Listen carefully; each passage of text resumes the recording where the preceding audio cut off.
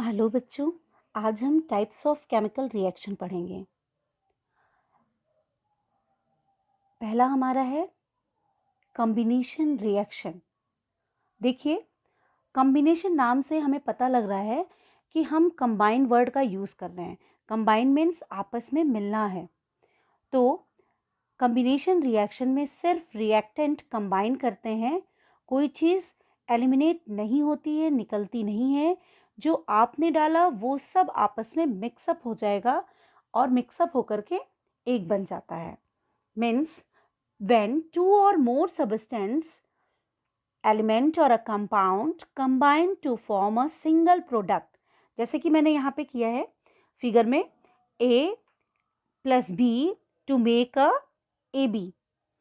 तो combination reaction वो reaction होती है जिसमें दो या दो से अधिक रिएक्टेंट होते हैं, वो आपस में रिएक्ट होकर के सिर्फ एक ही प्रोडक्ट बनाते हैं। ये इस रिएक्शन की पहचान है कि रिएक्टेंट दो या दो से अधिक हो सकते हैं, ज़्यादा हो सकते हैं, लेकिन जो प्रोडक्ट होगा बेटा वो केवल एक ही होगा। तो कभी आप कोई भी रिएक्शन देखिए कि राइट साइड में एक ही प्रोडक्ट है, तो obviously it is going to be product, it is going to be combination reaction. मतलब कॉम्बिनेशन रिएक्शन वो रिएक्शन होगा जिसमें दो या दो से अधिक रिएक्टेंट रिएक्ट तो करते हैं, लेकिन प्रोडक्ट जो है वो आपका केवल एक बनेगा।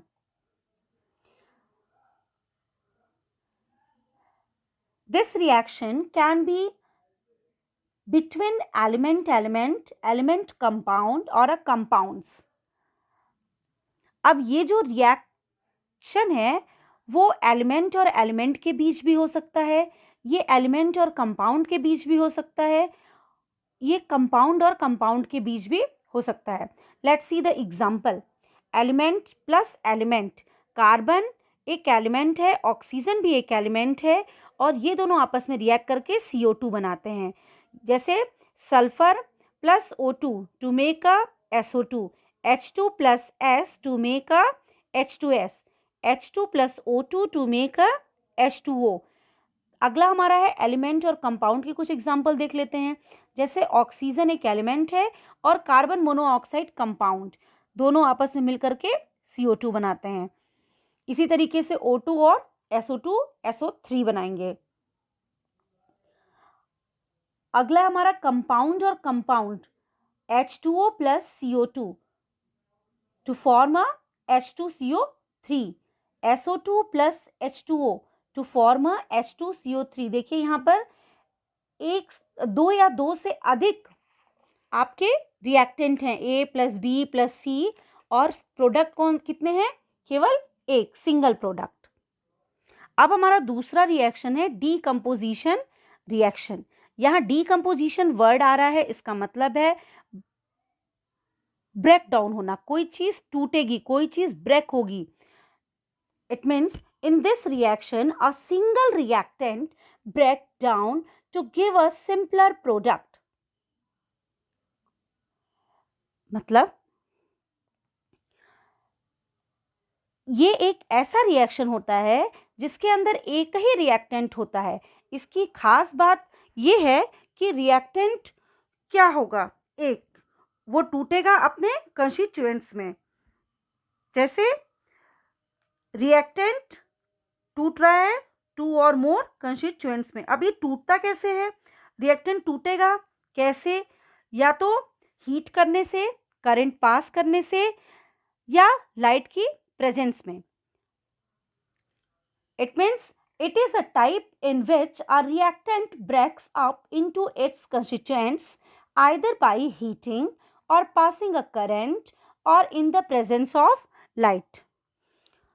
तो इन तीनों में से किसी भी मेथड से रिएक्टेंट अपने कंस्टिट्यूएंट्स में टूट जाएगा और दो या दो से अधिक प्रोडक्ट हमारे पास बन जाएंगे। डिकम्पोजिशन रिएक्शन में रिएक्टेंट ऑलवेज कंपाउंड ही होगा, ये एलिमेंट कभी नहीं हो सकता, क्योंकि एलिमेंट एटम से बनता है, एलिमेंट एटम में नहीं टूटेगा।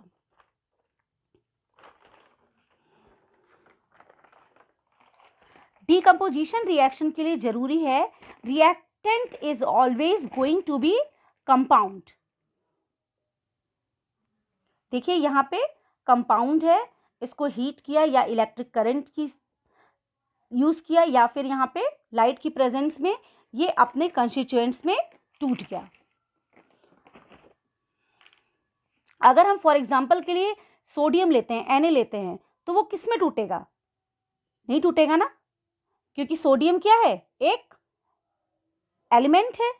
तो एलिमेंट किस में टूटेगा? एटम्स में टूटेगा। इसलिए डिकम्पोजिशन रिएक्शन में हमेशा हम कंपाउंड लेंगे।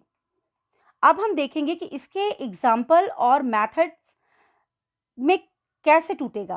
पहला रिएक्शन हम प्रेजेंस ऑफ लाइट के थ्रू देखेंगे। फॉर एग्जाम्पल फर्स्ट रिएक्शन है फोटो डिकम्पोजिशन रिएक्शन, मतलब breaking in the presence of light. देखिए यहाँ पे मैंने एक एग्जाम्पल लिया है, AgCl in the presence of light, HNu मतलब प्रेजेंस ऑफ लाइट। ये किस में टूटेगा? सिल्वर और क्लोरीन गैस में। मतलब देखिए मैं आपको बता रही हूँ यहाँ फिगर के माध्यम से, आपने डिश में सिल्वर क्लोराइड लिया है, इसको सनलाइट में एक्सपोज किया तो हमने देखा कि ये टूटेगा Ag+Cl2 में। यहाँ रिएक्टेंट एक और प्रोडक्ट दो है। This is actually an example of photo decomposition reaction.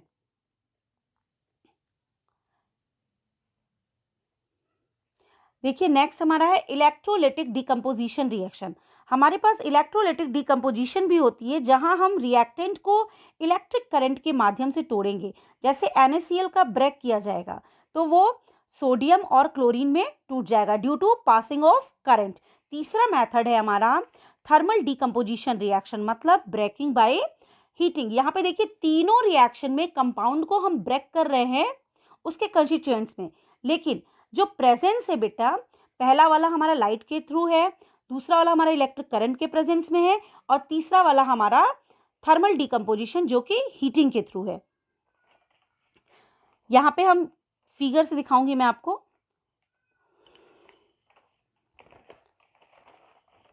तीसरा मेथड हमारा है थर्मल डिकम्पोजिशन। इस रिएक्शन में थर्मल मीन्स होता है हीट, इसमें डिकम्पोजिशन तो होगा बट हीट के थ्रू होगा। हीट का सिंबल देखिए यहाँ पर डेल्टा होता है। मार्बल को हम क्या करेंगे? हीट करेंगे। मार्बल का फॉर्मूला होता है हमारा CaCO3, वो अपने कंस्टिट्यूएंट्स में टूटेगा CaO+CO2। उसी तरीके से हम यहाँ पे CuCO3 को भी हीट करेंगे तो वो CuO+CO2 में टूट जाएगा। इस पे बेस्ड हम यहाँ पे एक्टिविटी में फिगर में देख रहे हैं। एक एक्टिविटी हम करेंगे इसी से बेस्ड। नेक्स्ट एक्टिविटी हमारी है heating of ferrous sulphate. Ferrous sulphate एक क्रिस्टल है जिसका कलर क्या होगा? ग्रीन कलर होगा। हमने फेरस सल्फेट के लिए क्रिस्टल लिया, फेरस सल्फेट का क्रिस्टल लिया FeSO4.7H2O। 7H2O मतलब पानी, केमिकली कंबाइन है। पानी यहाँ पे केमिकली कंबाइन है। ऐसे केमिकली कंबाइंड वाटर को हम क्या बुलाते हैं? Water of crystallisation. आपने इसको हीट किया तो सबसे पहले इसके वाटर मॉलिक्यूल जो होंगे बेटा वो उड़ जाएंगे और वाटर ऑफ क्रिस्टलाइजेशन अलग हो जाएगा। अब आपने फर्दर हीटिंग कंटिन्यू रखी क्योंकि ये अभी टूटा नहीं है। जब हम हीटिंग कंटिन्यू रखेंगे तो ये टूटेगा। Fe2O3 और कुछ इसमें गैसें निकलेंगी SO2 और SO3। ये काफ़ी पॉइजनस गैसें होती हैं जो पंजेंट स्मेल के थ्रू हमें पता चलती हैं। ये जो एक्टिविटी थी हमारी वो थर्मल डिकम्पोजिशन बेस्ड एक्टिविटी थी। हमारा नेक्स्ट रिएक्शन है बेटा डिस्प्लेसमेंट रिएक्शन। इस रिएक्शन में हम डिस्प्लेस करेंगे। इसका मतलब एक ही पोजीशन कोई और ले लेगा, मतलब एक पोजीशन पे कोई है उसकी पोजीशन कोई और ले लेगा। डिस्प्लेसमेंट रिएक्शन में जो रिएक्टेंट होगा वो एक एलिमेंट और एक कंपाउंड होगा। जैसे यहाँ पे मैंने एक एग्जांपल लिया है ए यहाँ पे एक एलिमेंट है और BC यहाँ पे क्या है? कंपाउंड है। आपको पता होगा जब भी कोई कंपाउंड बनता है तो आगे वाले की वैलेंसी पॉजिटिव होती है और पीछे वाले की वैलेंसी निगेटिव होती है। ऐसे ही यहाँ जो A होगा वो पॉजिटिव वैलेंसी वाला होगा। लेट्स सी, आपके पास कोई एलिमेंट है जिसकी वैलेंसी पॉजिटिव है और दूसरा हमारे पास मेटेलिक कंपाउंड है जिसमें बी मेटल है और सी नॉन मेटल है, जैसा यहाँ पे मैंने लिखा हुआ है।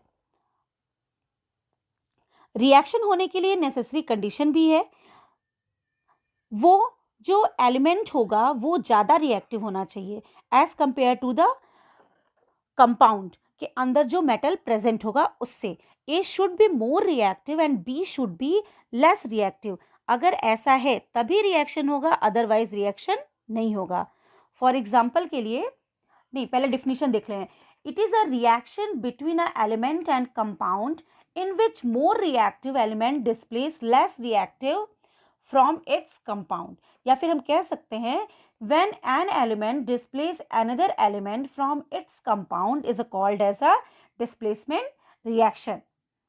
एक एलिमेंट दूसरे एलिमेंट को उसके कंपाउंड से रिप्लेस कर देगा, इस रिएक्शन को हम क्या बोलेंगे? Displacement reaction. देखिए for example Zn plus CuSO4, Zn metal है, उसकी वैलेंसी 2 पॉजिटिव है। कॉपर भी यहाँ मेटल है जिसकी वैलेंसी 2 पॉजिटिव है। SO4 एक रेडिकल है जिसकी वैलेंसी 2 नेगेटिव है। Zn को ज़्यादा रिएक्टिव होना चाहिए as compare to the copper. यहाँ कौन ज़्यादा रिएक्टिव है कौन कम, ये हम कैसे कंसीडर करते हैं? बाय अ रिएक्टिविटी सीरीज। रिएक्टिविटी सीरीज का डायग्राम देखिए यहाँ पे मैं शो कर रही हूँ। रिएक्टिविटी सीरीज के डायग्राम में जो ऊपर एलिमेंट होते हैं वो मोर रिएक्टिव होते हैं और नीचे वाले जो होते हैं वो लेस रिएक्टिव होते हैं। जिंक और कॉपर का प्लेस अगर हम देखें तो जिंक हमारा बेटा ऊपर होता है जो कि मोर रिएक्टिव होगा as compare to the copper.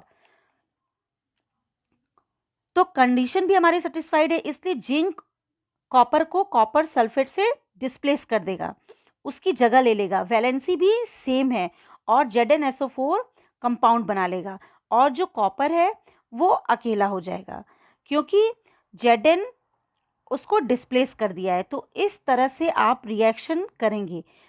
इसका रिवर्स भी अगर हम देखें एग्जांपल, अगर हम देखते हैं Cu प्लस ZnSO4, तो अगर आप पोजीशन के हिसाब से देखेंगे तो Cu बेटा यहाँ पे नीचे है as compare to the Zn। तो Cu जो है वो Zn को ZnSO4 से डिस्प्लेस नहीं कर पाएगा, मतलब यहाँ पे कोई रिएक्शन नहीं होगा।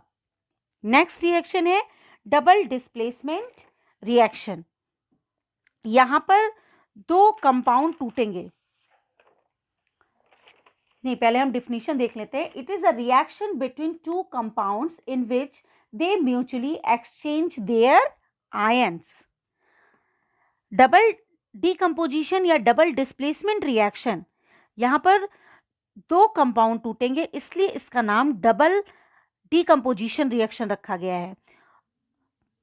और डबल डिस्प्लेसमेंट इसलिए बोलेंगे क्योंकि यहाँ पर कंपाउंड अपने आयंस को एक्सचेंज करेंगे। आपने 2 आयनिक कंपाउंड लिया, देखिए जैसे एग्जांपल में AB प्लस CD, आपको पता है आगे वाले पॉजिटिव होंगे और पीछे वाले निगेटिव वैलेंसी वाले आयंस होंगे। ये पॉजिटिव वाले आयंस जो है अपने पार्टनर्स को चेंज कर लेंगे। They will mutually exchange there ions. A जो है वो D के साथ हो जाएगा और B जो है वो C के साथ हो जाएगा, जैसा कि मैंने यहाँ पे किया है AB प्लस CD। तो क्या बना हमारा AD प्लस CD।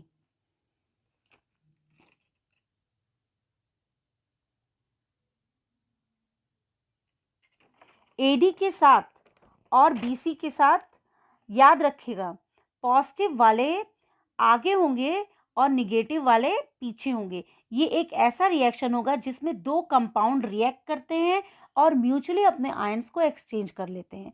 2 डिस्प्लेसमेंट भी हो गए और 2 कंपाउंड ब्रेक भी हो गए यहाँ पे, इसीलिए हम इसको डबल डिस्प्लेसमेंट या डबल डीकम्पोजिशन रिएक्शन कहते हैं। देखिए जो रिएक्शन होती है इसका एक नेचर होता है, या तो प्रेसिपिटेशन रिएक्शन होगा या फिर न्यूट्रलाइजेशन रिएक्शन होगा। मतलब जब भी डबल डिस्प्लेसमेंट रिएक्शन होगा तो दोनों में से कोई एक चीज होगी, मतलब या तो प्रेसिपिटेट बनेगा या फिर न्यूट्रल सब्सटेंस बनेगा। प्रेसिपिटेशन रिएक्शन क्या होता है देख लीजिए। This reaction in which two compounds mutually react and leads to formation of insoluble substance. मतलब रिएक्शन के दौरान हमें एक इनसॉल्युबल सब्सटेंस प्राप्त होगा जिसको हम क्या बोलेंगे, प्रेसिपिटेट. और न्यूट्रलाइजेशन रिएक्शन में क्या होता है कि हमें न्यूट्रल सब्सटेंस मिलेगा. A reaction in which two compounds react to form a neutral substance. Thank you students.